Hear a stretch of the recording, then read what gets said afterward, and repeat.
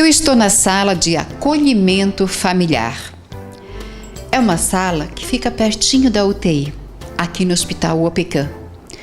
E hoje nós viemos aqui para falar a respeito de um assunto sobre captação de órgãos que aconteceu aqui no Hospital OPECAM. Pela primeira vez houve a captação de órgãos de um rapaz que faleceu no começo do mês de maio.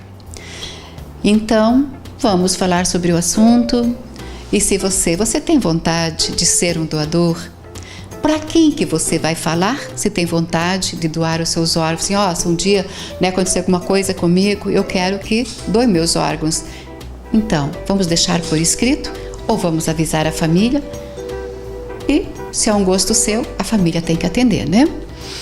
Então, nós vamos conversar com Gelvis dos Santos Trevisan. Ele é enfermeiro da UTI, coordenador da CIDOT. O que é CIDOT? Eu não sei. Então, muitas coisas a gente não sabe, né? Mas a gente vai aprendendo, vamos fazendo matérias e nós vamos sabendo o que significa muitas coisas. Até mesmo a matéria que a gente fez com o Dr. Alessio, né? Dr. Alessio Rampazzo. Então, tantas coisas que nunca ouvi falar e ele falou e a gente fica por dentro. E o importante, nós sabemos que tem um grande profissional por aqui, né? Se acontecer alguma coisa, a gente já sabe aonde está esse médico.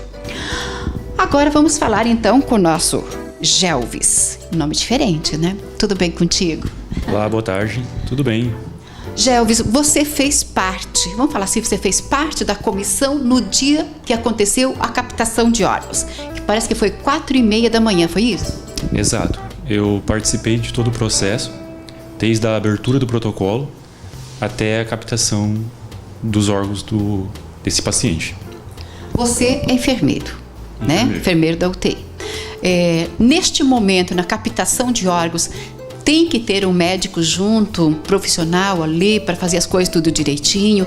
Ou se é difícil fazer a captação de órgãos? Eu sempre falo que eu gostaria de ver uma pessoa por dentro, eu nunca vi. Né? Se é difícil, não. Como que é feito isso? Sim, tem todos os profissionais para acompanhar o processo, desde a abertura do protocolo até o momento da captação. Então, a equipe da UTI, a partir do momento que foi constatado que o paciente está numa possível morte encefálica, que é iniciado ali todo o protocolo, os profissionais médicos, enfermeiro, toda a equipe trabalha junto até no final do processo, até se por acaso ocorrer a captação. No centro cirúrgico tem um profissional médico e tem a equipe de enfermagem junto, trabalhando em equipe, e também um anestesista. Então tem toda uma equipe do centro cirúrgico para realizar esse procedimento. Morte cerebral, morte encefálica, mas o coração continua batendo ou não? Sim, é até uma coisa, algo difícil de se passar para a família, porque o paciente ele apresentou a morte encefálica, só que a família chega para visitar o paciente no leito e é uma coisa muito difícil de conversar. Por quê? O paciente está apresentando batimento, está apresentando pressão arterial. Está quentinho, é lógico. Então, a família fica naquela coisa, mas ele está vivo, então tem que saber explicar bem para o familiar essa situação. O cérebro, no caso, ele parou de funcionar. É o comando. É o que manda o comando. Só que os órgãos vitais, coração, rins, pulmão, ele ainda tem um tempo de como é que eu posso falar? De funcionamento. Consequentemente, com o passar do tempo, ele tende a parar naturalmente. Quando o paciente é um potencial doador, a gente faz a manutenção desse potencial doador. Então, mantendo o paciente com medicações, que vai manter ele estável durante todo o processo do protocolo até a captação, se possível. Gelvis, a partir do momento que faz a abertura do protocolo, e depois, qual é o procedimento? Certo. A partir do momento que o protocolo é aberto, que vai abrir o protocolo, a gente primeiro conversa com a família, ou seja, o médico vai conversar com a família e explicar que vai ser aberto o protocolo. A abertura de protocolo é algo que tem que ser lei, tem que ser aberto para todos os pacientes que evolui para uma possível morte encefálica. Sim. E abriu o protocolo, a família foi avisada que ia ser aberto, inicia os primeiros testes para a comprovação dessa possível morte encefálica. Então é realizado o teste 1, que o médico da própria UTI faz, e depois de 1 hora é realizado o segundo teste, e o terceiro teste é um exame complementar que vem um médico que para a nossa região ele vem de Maringá realizar esse procedimento. Então, só é confirmado a morte encefálica se os 3 testes der positivo para a morte encefálica. Sim. Se um desses testes der negativo, fica inválido esse processo. Principalmente o último. Vamos supor que os 2 primeiros deu positivo para a morte encefálica. Só que aí o último teste deu negativo, então é fechado o protocolo, aguardado aí 24 horas para refazer ele novamente. Então tem todo esse fluxograma a ser seguido, essas etapas. Então, todas elas têm que dar positivo para ser confirmado que esse paciente está em morte encefálica. Tá. Agora vamos imaginar assim, para ver essa situação da morte encefálica, o médico de Maringá, ele que tem que vir fazer isso, ou vocês que fazem todo este procedimento? Daí, por exemplo, o terceiro teste, sim, a morte encefálica, daí vocês entram em contato com o médico? Como é que vocês fazem? Não, aqui a gente necessita que ele venha de Maringá fazer esse último procedimento. Então, a partir do momento que a gente abre o protocolo, até mesmo de abrir, a gente entra em contato com o Maringá, que é a Organização de Procura de Órgãos, a OPO, Sim. que a gente mantém um contato direto com eles, passando todas as informações sobre os pacientes internados que têm uma possibilidade de evoluir para uma morte encefálica. Então, eles lá se organizam, que quando fechou o segundo teste, que vai passar para o terceiro, esse profissional de Maringá vem fazer esse procedimento aqui. É só ele que vem fazer. A gente não pode realizar e mandar para ele no momento. E tudo isso, a morte encefálica, isso quem faz é um neurologista ou quem faz? O primeiro teste pode ser o médico plantonista da própria UTI, indiferente da especialidade dele. Sim. Certo? O segundo teste, geralmente quem faz é um neurologista. E para ser aberto o protocolo, esses médicos têm que ser capacitados. Então, por mais que são profissionais médicos e que têm experiência, independente da especialidade também, eles têm que ser capacitados para fazer esses exames. Então, os médicos que passou por treinamento e tudo mais para fazer esse procedimento. Quem pode ser doador? Em que situação que a pessoa tem que estar?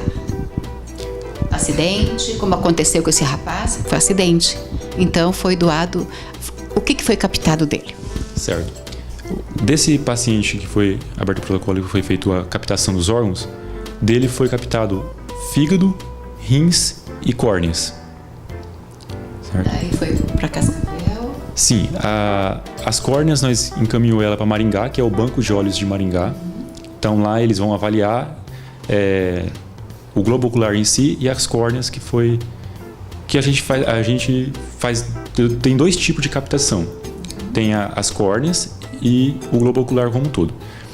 A gente aqui fez a captação do globo ocular e enviou para Maringá. Sim. E Maringá vai avaliar essa córnea e vai ver se ela está habilitada a ser transplantada em outra pessoa. O fígado foi encaminhado para Cascavel e os rins, Curitiba. Certo?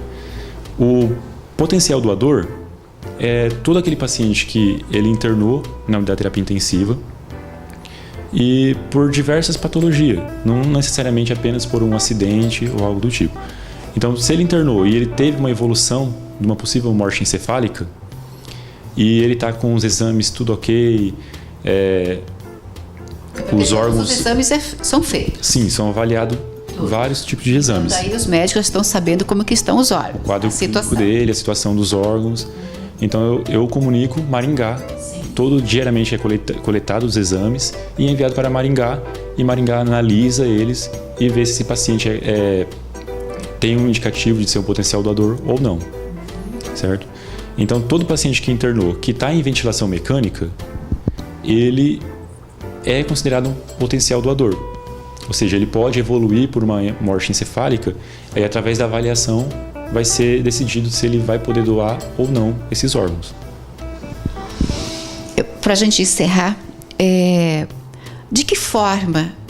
Porque antes colocava lá no documento, né? Eu quero ser um doador, né? E hoje, como é que está isso? Mudou? Sim, mudou. Antigamente tinha esse processo, hoje em dia não tem mais. Hoje em dia é a própria família que decide se vai doar os órgãos do familiar ou não, daquela pessoa ou não. Às vezes numa conversa a gente fala, né? Isso. Quero ser doador. Então, se acontecer alguma coisa comigo, eu quero, né? Que doe todos os meus órgãos. Então, assim, o certo, que a gente orienta sempre, é passar para toda a família, amigos, deixar bem claro que tem essa vontade de ser um doador de órgãos. Porque, por mais que, vamos supor, eu tenha a vontade de ser, eu tenho vontade de ser doador de órgãos, mas eu não passei a informação para minha família. Então, durante a entrevista, assim que fecha o protocolo, que deu confirmado morte encefálica, o médico vai comunicar à família e a equipe da CIDOT, que é composta por enfermeiros, psicólogos, assistente social, vai entrar em contato com essa família e vai conversar com ela, explicar todo o processo, deixar bem claras as coisas e ver o que a família vai decidir, se vai doar ou não. Então, quando a família já tem essa informação com ela que aquele paciente tinha a vontade de ser um doador, então fica tudo mais fácil. A família já aceita de uma forma bacana. Então, por isso a importância de manter toda a família, todos os amigos informados sobre essa vontade de ser um doador. Isso é muito importante, é isso que faz o sucesso da doação, que vai ajudar várias pessoas. Algo mais que você queira falar a respeito do assunto?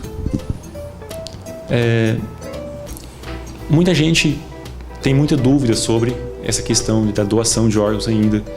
É algo que está crescendo muito. Então, procurar informação, o meio de comunicação está ajudando bastante, então manter muita gente informada. E principalmente deixar claro na família, igual já foi citado, deixar claro que tem essa vontade de ser doador, de ajudar o próximo, que é isso que vai contribuir com mais doações, vai ajudando várias outras pessoas que necessitam, desde criança até adulto, porque a doação ainda ela não está naquele número alto. Existem muitos casos de morte encefálica, mas também existe muito caso de negação da própria família em doar os órgãos. Então, quando se deixa bem claro as coisas, fica tudo mais fácil. E essa pessoa que vai doar esses órgãos, a família que vai aceitar que seja doado os órgãos, vai ajudar muitas pessoas. Então, acho que deixar claro mesmo essa vontade, deixar claro em vida que tem essa vontade de ser um doador. Não parte para você a vontade, viu? Passa para a família, então. Gelvis, muito obrigado pelo teu carinho, pela tua atenção. A qualquer momento, nós podemos aí voltar com você, falando um pouquinho mais a respeito do assunto, porque é um assunto meio complexo para muita gente, né? Você, o meu filho fala assim, mas não quero que mexa nada não, porque depois ele vai chegar lá em cima, vai ficar, não tem o olho, não tem isso, não tem aquilo. Então as pessoas ainda, né, têm esse pensamento. Então, a qualquer momento, podemos voltar com você, então, para esclarecer mais algumas dúvidas a respeito de doação de órgãos, é claro, e a captação, de que forma que é feito, tudo que ele já explicou, mas, às vezes, fica algumas dúvidas. Se ficou em dúvida, por favor, entre em contato com o programa Nossa Casa, o endereço do e-mail está aí, e nós vamos nos dirigir a ele, e ele vai responder, ou se não, até mesmo um médico.